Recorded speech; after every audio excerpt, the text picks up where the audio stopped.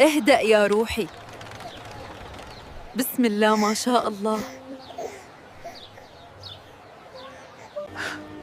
ما شاء الله my soul.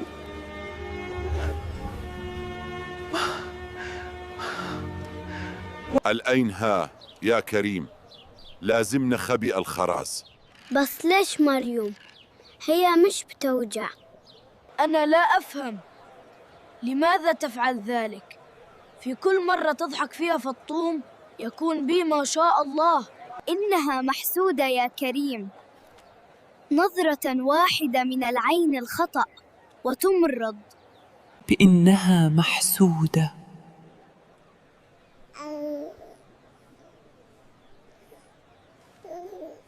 بتحط خرزة زرقاء تحت مخدتها وملح.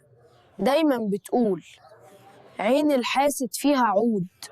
ويلا مش حنست العين هتشل. هل كل هذا الضجة بسبب ابتسامتي؟ أم لأني وجلتي منتفختان جداً؟ أبكي فيقولون إنها العين، أنام فيقولون إنها محسودة. ولكن كيف يمكن لعين أن تؤذي شخصاً إذا لم تلمسه؟ إنها ليست عينا عادية، إنه الحسد. من أين يأتي الحسد؟ لو أعجبتني لعبة صاحبي هل أنا حاسد؟ بس أنا مجرد أعجبتني اللعبة، أنا لا أحسدها. ليش اسمها العين الشريرة؟ اسمها كذا عشان الحسد بيجي من العيون اللي بتبص بغل. لازم نقول ما شاء الله. مش العين بس، دي أمنية في غير محلها.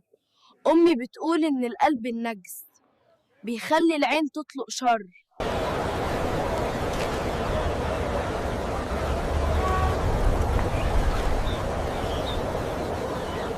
خلاص مفيش حد يبصلي تاني. أنا هلبس نظارة شمس من دلوقتي. أنا هكون كيوت بس. ما شاء الله.